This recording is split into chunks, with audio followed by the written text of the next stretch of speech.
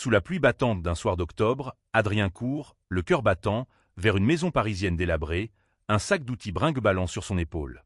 Il ne sait pas encore que ce week-end, censé n'être qu'un coup de main pour son meilleur ami, va bouleverser sa vie à jamais. Car dans l'ombre des murs écaillés, un regard inattendu va le faire vaciller. Paris, automne 2025. La ville est un tableau vivant, ses rues luisantes de pluie et ses lumières tamisées par la brume. Adrien, 24 ans, étudiant en architecture, pousse la porte grinçante d'une maison du 18e arrondissement. Julien, son ami d'enfance, l'accueille avec un sourire éclatant. « T'es en retard, mec », lance-t-il en lui tapant l'épaule. Julien, 25 ans, est un esprit libre, un charpentier passionné par les vieilles bâtisses. La maison, héritage familial, est un chantier chaotique, murs fissurés, planchers à refaire, et une odeur de plâtre humide qui flotte dans l'air. « On va retaper ce bijou, toi et moi », dit Julien, les yeux brillants d'excitation. Adrien acquiesce, mais son esprit est ailleurs. Ces derniers mois, il s'est senti perdu, comme si sa vie manquait de sens. Ses études, sa vie amoureuse, tout semble flou. Il espère que ce projet manuel, concret, le reconnectera à quelque chose de réel. Puis, un bruit de pas lourd résonne dans l'escalier. Éric, le père de Julien, descend, une planche de bois sous le bras. À 48 ans, il est imposant, avec des cheveux poivre et sel et des avant-bras marqués par des années de travail manuel. Ses yeux, d'un bleu perçant, se posent sur Adrien. « C'est toi, le renfort ?» demande-t-il, sa voix grave teintée d'un sourire discret. Adrien hoche la tête, soudain mal à l'aise. Il y a quelque chose dans ce regard, une intensité qui le déstabilise. Le premier jour s'écoule dans un tourbillon d'efforts. Adrien et Julien peignent, clouent, plaisantent. Éric, lui, travaille en silence, mais son énergie domine l'espace. Chaque fois qu'il passe près d'Adrien, leurs regards se croisent, fugaces mais lourds. Adrien tente d'ignorer la chaleur qui monte en lui. C'est le père de Julien, se répète-t-il. Pourtant, il ne peut s'empêcher de remarquer les détails. La façon dont Éric retrousse ses manches, la précision de ses gestes, la fatigue dans ses traits qui trahit une vie de combats intérieurs. Le soir, autour d'une bière, Julien raconte des anecdotes sur la maison. « Mon père y tient comme à la prunelle de ses yeux. C'est tout ce qui lui reste de ma mère. » Adrien écoute, mais son regard glisse vers Éric, assis à l'écart, fixant le vide. Une question le taraude. Qu'est-ce qui se cache derrière ce silence? La nuit tombe, et Adrien s'installe dans une chambre d'amis poussiéreuse. Allongé sur un matelas grinçant, il repense à Éric. Ce n'est pas seulement de l'attirance. C'est une curiosité, une envie de comprendre cet homme qui semble porter un fardeau invisible. Le lendemain, le travail reprend. Julien est absent une partie de la matinée, laissant Adrien et Éric seuls. Une tension palpable s'installe. Alors qu'ils poncent un vieux plancher côte à côte, leurs mains se frôlent. Adrien sursaute, Éric s'immobilise. « Désolé », murmure Adrien, le cœur battant. Éric le regarde, longtemps, avant de répondre « Pas grave ». Mais sa voix tremble légèrement. Ce moment marque un tournant. Adrien sent que quelque chose a changé, comme si une porte s'était entr'ouverte. Il ne sait pas encore s'il osera la pousser. Les jours suivants, la maison devient un théâtre d'émotions contenues. Adrien se jette dans le travail, espérant noyer ses pensées dans l'effort physique. Mais chaque grincement de plancher, chaque regard d'Éric, ravive une chaleur qu'il ne peut ignorer. Julien, inconscient de la tempête intérieure de son ami, dirige le chantier avec entrain. « On va refaire la cuisine aujourd'hui », annonce-t-il un matin, brandissant un plan de travail flambant neuf. Adrien acquiesce, mais son esprit est ailleurs. Éric, lui, travaille à l'étage, réparant une fenêtre cassée. Le bruit de son marteau résonne dans la maison, comme un métronome qui rythme les pensées d'Adrien. Lors d'une pause, Adrien monte à l'étage pour chercher un outil. Éric est là, seul, torse nu sous la chaleur du chantier.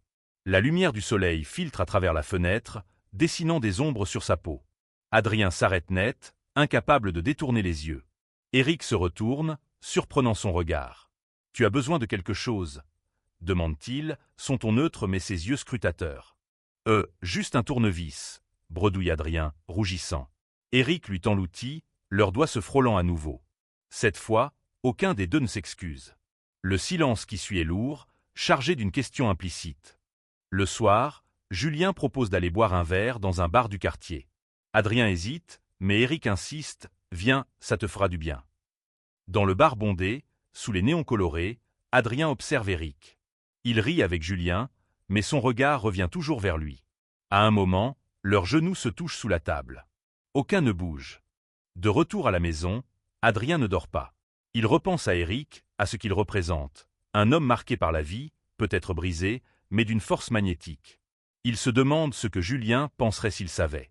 La culpabilité le ronge, mais l'attirance est plus forte. Le lendemain, un incident change la dynamique.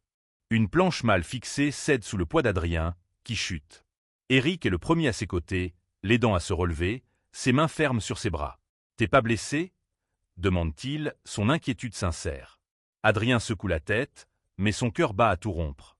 Ce soir-là, alors que Julien dort, Adrien et Eric se retrouvent seuls dans la cuisine. « Tu es différent, Adrien », murmure Eric, brisant le silence. « Je ne sais pas pourquoi, mais tu me fais réfléchir. » Adrien, pris de court, ne trouve pas les mots. Mais il sait une chose, il est en train de tomber amoureux. La maison, désormais à moitié rénovée, semble respirer une nouvelle vie, mais la tension entre Adrien et Eric atteint un point de non-retour. Chaque regard, chaque geste, est un fil tendu, prêt à se rompre. Adrien lutte pour garder ses distances, mais son corps et son cœur le trahissent. Julien, toujours aussi solaire, ne remarque rien. Il parle de ses projets pour la maison, de son rêve d'en faire un lieu d'accueil pour des artistes. Adrien l'écoute à moitié, ses pensées dérivant vers Eric. Ce dernier, de son côté, semble plus distant, comme s'il luttait lui aussi contre quelque chose d'inavouable. Un après-midi, alors qu'il travaille sur la toiture, un orage éclate. La pluie les force à se réfugier dans une petite pièce à l'étage. Trempés, ils s'assoient côte à côte, leur souffle mêlé dans l'air humide. « Tu as déjà aimé quelqu'un que tu n'aurais pas dû ?» demande soudain Eric, sa voix basse. Adrien, surpris, hésite. « Oui », répond-il enfin, les yeux baissés. Eric raconte alors son passé. Il parle de sa femme, décédée il y a 10 ans, et de la solitude qu'il a engloutie depuis. « Je n'ai jamais pensé que je pourrais ressentir quelque chose à nouveau. Pas comme ça. » Ces mots sont un aveu, et Adrien sent son cœur s'emballer. Mais Julien arrive, interrompant le moment. La frustration d'Adrien est palpable, mais il se tait. Les jours suivants, Eric évite son regard, et Adrien se demande s'il a rêvé cet instant de vulnérabilité. Un soir, alors qu'il termine une longue journée de travail, Julien annonce qu'il doit partir pour un week-end à Lyon pour voir un fournisseur. Adrien et Eric se retrouvent seuls pour la première fois depuis des jours. La maison, silencieuse, semble les pousser l'un vers l'autre. Dans la pénombre du salon, Eric s'approche. « On ne devrait pas », murmure-t-il, mais ses mains trouvent celles d'Adrien. Leur premier baiser est désespéré, intense, comme une libération après des semaines de retenue. Mais la culpabilité les rattrape vite. « Julien ne doit jamais savoir », dit Eric, le regard hanté. Adrien acquiesce, mais au fond de lui, il sait que ce secret va les détruire. Le week-end sans Julien est un tourbillon d'émotions. Adrien et Eric, livrés à eux-mêmes, oscillent entre passion et remords. Chaque moment volé, un regard, un toucher, une nuit passée ensemble, renforcent leur lien, mais aussi leur peur de tout détruire. La maison, avec ses murs fraîchement peints et ses planchers luisants, devient un refuge pour leurs secrets. Mais elle est aussi un rappel constant de Julien, de son rire, de son innocence. Adrien se sent déchiré. Eric, lui, est rongé par la honte. « Je suis son père », murmure-t-il un soir, la tête dans les mains. « Qu'est-ce que je suis en train de faire ?» Adrien tente de le rassurer, mais il doute lui-même. Il aime Eric, il en est certain, mais à quel prix? Il décide de ralentir, de se donner du temps. Pourtant, leur attirance est plus forte que leur volonté. Julien revient, et tout change. Il sent une tension, mais ne peut mettre le doigt dessus. « Vous êtes bizarres, tous les deux », dit-il en riant, sans se douter de la vérité. Adrien, rongé par la culpabilité, évite Eric. Mais chaque regard échangé est une étincelle qui menace d'embraser leur secret. Un incident vient tout compliquer. En fouillant dans le grenier, Julien trouve une vieille lettre de sa mère, adressée à Eric. Elle parle d'amour, de pardon, et d'un secret qu'Eric n'a jamais partagé. Julien, bouleversé, confronte son père. Eric, acculé, révèle qu'il a eu une liaison avant la mort de sa femme, un moment de faiblesse qui l'a hanté toute sa vie.